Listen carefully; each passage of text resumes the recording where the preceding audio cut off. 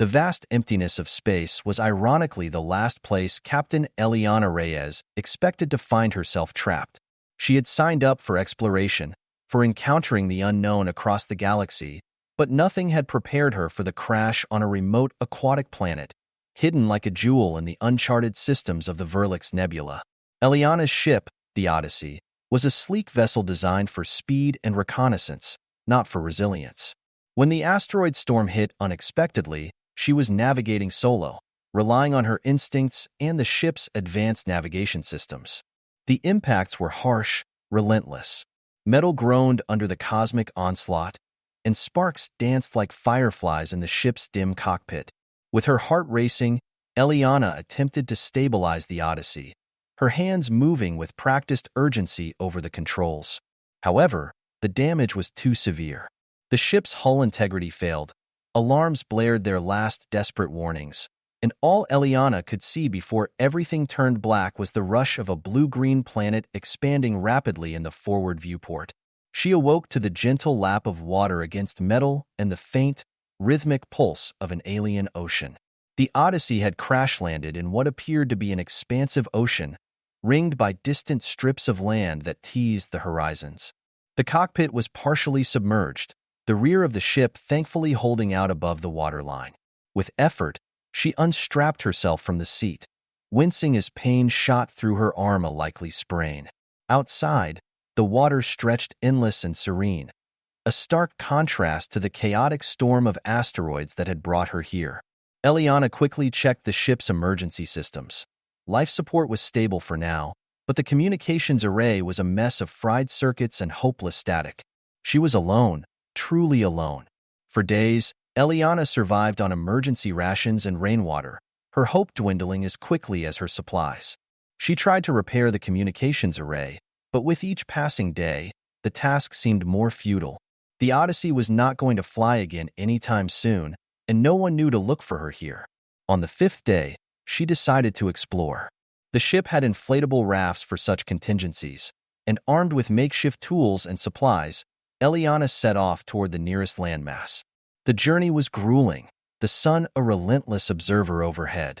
As she paddled, the water shimmered with iridescent life, unknown fishes and aquatic creatures glancing curiously at the alien intruder. Reaching the shore was a relief, but also the beginning of a new set of challenges. The island was covered in a dense jungle, teeming with sounds and movements that hinted at a rich ecosystem. It wasn't just the fauna that was abundant. The flora was unlike anything she had seen before. Giant, leafy plants with luminous flowers and fruits formed a thick canopy overhead, creating a maze of green that filtered the sunlight into warm, dancing patterns on the ground. Eliana made camp near the beach, using parts of the raft and natural materials to construct a shelter. As night fell, the alien landscape transformed. The sounds of the day gave way to new strange calls and the rustle of nocturnal creatures. Above, the sky was a canvas of unfamiliar constellations, twinkling in silent beauty. It was on the third night on the island when she first saw them, the creatures that would challenge everything she knew about the planet and herself. They emerged from the ocean as the twin moons rose, their bodies sleek and glimmering under the moonlight. Not quite human, not quite fish, they watched her from the water's edge, curious yet cautious. Her first encounter was brief. They vanished into the waves as quickly as they had appeared, leaving Eliana with 1,000 questions. Who were they? What were they? The answers, she would soon find, were as wild and mysterious as the planet itself. As she settled into the rhythm of survival, Eliana realized Eliana woke to the sound of soft splashing, a noise now familiar and somewhat comforting.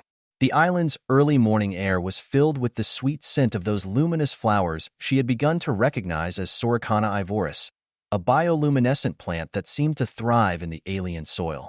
She stirred in her makeshift shelter, the remnants of her raft providing little in the way of comfort but sufficient protection from the elements. After her initial encounter with the creatures from the sea, her days took on a new routine, each morning beginning with a survey of the surroundings for any sign of their return. Today, like the others, the beach remained undisturbed except for the rhythmic waves and a few curious, crab-like creatures scuttling in the moist sand. She set about her morning tasks, checking her makeshift water collector, a clever contraption of leaves and salvaged parts from the Odyssey, and gathering fruits from the jungle's edge.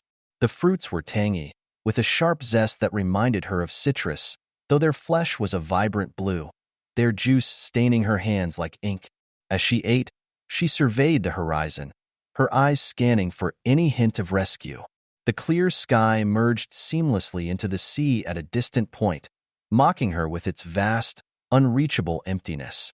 Her thoughts were interrupted by a sudden splash, larger and closer than usual.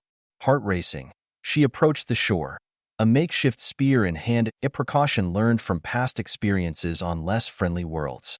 Peering into the clear blue water, she saw them again. 3 of the creatures, their skin shimmering with scales that caught the morning light, creating a mosaic of color. Their eyes were wide and expressive, revealing a curiosity that mirrored her own. This time, however, they ventured closer, their movements graceful and deliberate. The closest one, a female, Eliana thought, stopped just a few feet away. Her features were sharp, almost regal, with gills fluttering slightly at her neck. In her hand, she held something, a fish, silver and still wriggling.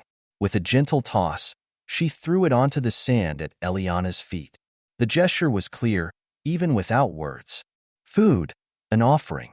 Thank you, Eliana said, knowing her words would mean nothing to the creature but feeling the need to acknowledge the gift.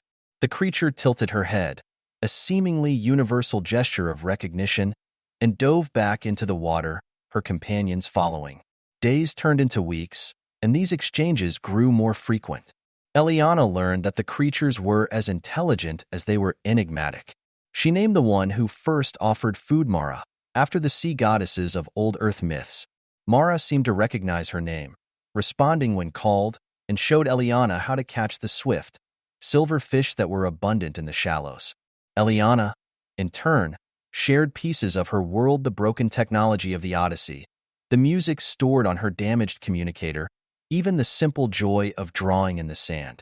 She drew the constellations as she remembered them, explaining their stories through gestures and expressions, creating a bridge of understanding built on curiosity and mutual fascination.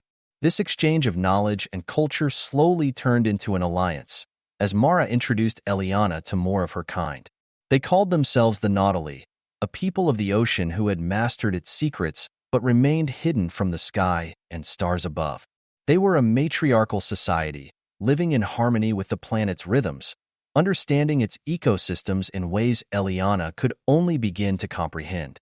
In the safety of this new camaraderie, Eliana found not only survival but a profound connection that transcended the boundaries of species and worlds. Yet, as her bond with the Nautili deepened, so did her awareness of the challenges they faced, dangers lurking not just in the natural world, but perhaps from beyond, as unseen as the forces that had led her to crash on this uncharted par.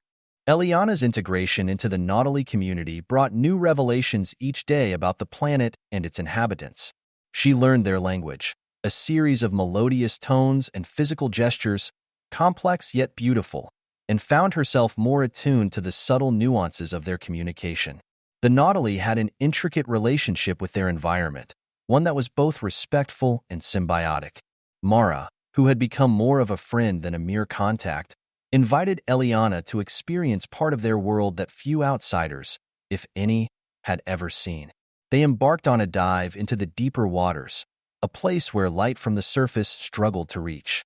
Eliana was equipped with a makeshift diving suit, crafted from materials salvaged from the Odyssey and adapted with the help of the Nautili's knowledge of local resources. As they descended, the water around them darkened, but was illuminated by bioluminescent flora and fauna that lit up the ocean floor like a submerged nightscape. Eliana was mesmerized by the dance of colors and lights, each movement revealing a new aspect of underwater life. Schools of luminescent fish darted around them, and strange, ethereal plants swayed in the gentle currents, creating a living tapestry of vibrant hues. Mara led her to a structure that, at first glance, seemed to be part of the seabed itself. However, as they approached, Eliana realized it was a building, ancient and covered with marine growth, yet unmistakably artificial. The architecture was unlike anything human. It was designed with the fluidity of the ocean in mind, its walls curved and flowing, merging seamlessly with the natural environment. Inside, the structure was vast and open, filled with artifacts and relics of the Nautile's past. Eliana observed the objects with a mix of awe and reverence. Tools, art, and technology that blended organic materials with a sophistication she had never encountered.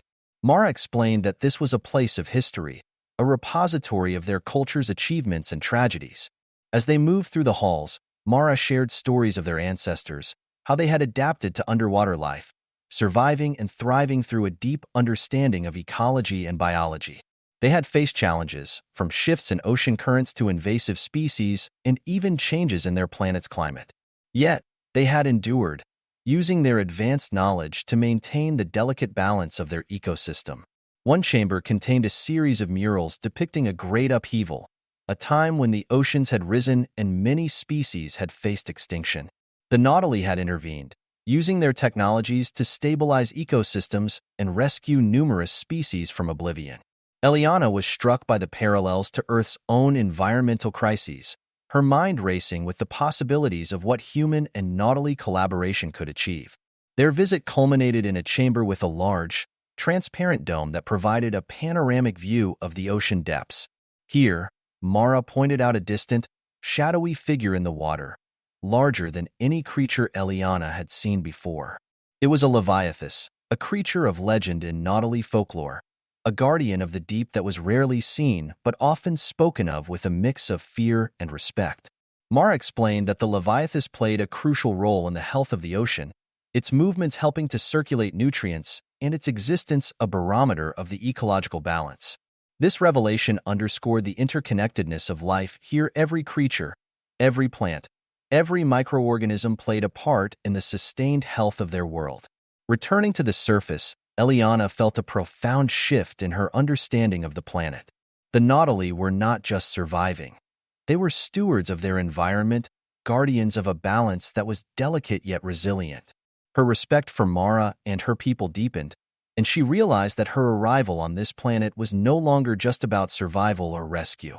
In the following weeks, the alliance between Eliana and the Nautili deepened. Yet, as they navigated their burgeoning relationship, dark currents stirred beneath the tranquility of their interactions.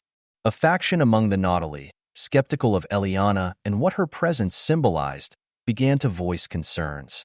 This group, led by a stern matriarch named Tala, feared that any disruption, especially one from beyond their world, could upset the delicate balance they had fought so hard to maintain. Tala approached Eliana one morning as she and Mara were preparing for a dive aimed at studying a declining coral species. The elder's presence was formidable, her bearing one of authority and her tone unyielding. "You have been welcomed here, outsider, but not all are convinced that your presence will bring us anything but turmoil," Tala stated, her voice a deep rumble that resonated through the water. Eliana felt a chill despite the warm ocean currents. "I understand your concerns," she replied, choosing her words carefully. "I'm here to learn and to help, if I can. I've no intention of causing harm." Tala's gaze was unblinking, her eyes reflecting the dappled sunlight filtering down from above. "Intentions may be pure, yet the outcomes can still be poisonous," she responded. "We have survived here by respecting the balance of our world, not by introducing foreign elements that have unknown consequences." The conversation weighed heavily on Eliana as she and Mara descended to the corals. The dive was silent except for the sounds of their movements through the water. Mara seemed pensive, her usual vibrant energy tempered by the weight of her tribe's internal discord.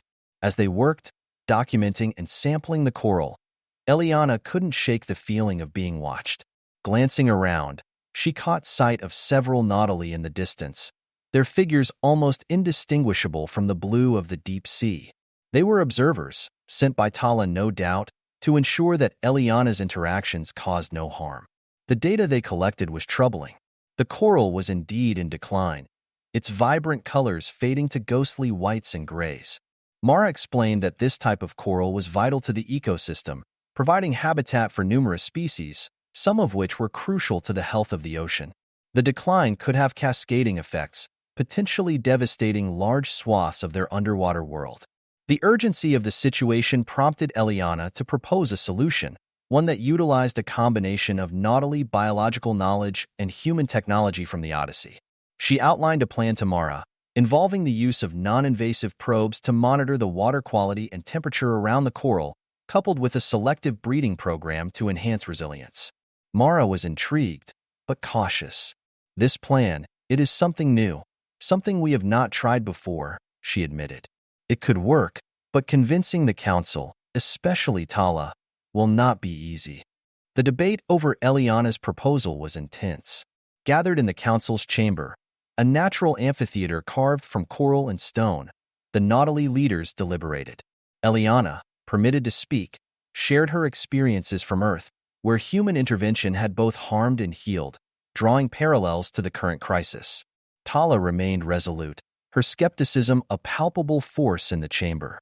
We must not rely on untested methods that may introduce further instability, she argued. We have always adapted using our ways, our knowledge. Why change now?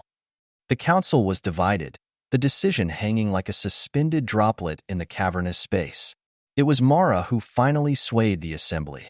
Change is already upon us, brought not by Eliana but by the shifts in our world itself, she asserted, her voice echoing. To ignore the potential of a new alliance, one that combines the best of what both our peoples can offer, would be a greater risk. With a narrow majority, the council approved the plan, AG. The implementation of Eliana's project marked a new era for her and the Nautilus. Despite the council's approval, the atmosphere among the community was charged with a mix of anticipation and apprehension. Eliana worked tirelessly, her days filled with monitoring the probes and analyzing data alongside Mara and a team of Nautilus scientists. The probes, sophisticated yet non-intrusive, provided insights into the environmental stresses affecting the coral. The data was promising. It indicated that slight adjustments in water chemistry and temperature could potentially reverse the coral's decline. However, as the project progressed, unforeseen challenges emerged. An unexpected algal bloom, possibly triggered by a subtle shift in water temperature, threatened to overrun the coral beds. This setback cast a shadow over the project's initial success, and Tala seized on the complication as evidence of the risks inherent in integrating human technology with Nautilus methods. Eliana found herself defending the project before the council once more. Nature is complex and unpredictable, she argued, her voice steady despite the undercurrent of doubt. But we have the ability to adapt and respond. This is a setback, not a failure. Let us learn from this and refine our approach. Her plea was met with mixed reactions, but the tide turned when Mara presented data showing that the areas monitored by the probes were recovering faster than those without intervention. This is not just about saving the coral, Mara insisted. It's about understanding our environment better and responding more effectively to its needs. Encouraged by Mara's support, the council agreed to continue the project, albeit with more stringent oversight and additional safeguards. Eliana and Mara spent long hours discussing strategies to mitigate the algal bloom without causing further disruptions. They introduced naturally occurring competitors to the algae, species that would balance the ecosystem without the need for chemical interventions.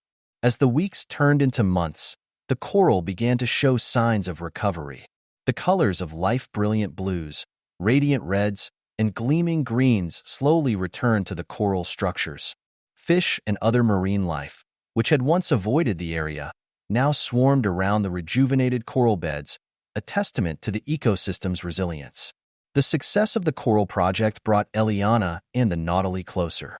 Her respect for their way of life deepened, and she found herself increasingly torn between her desire to return to human space and her commitment to her new home and friends.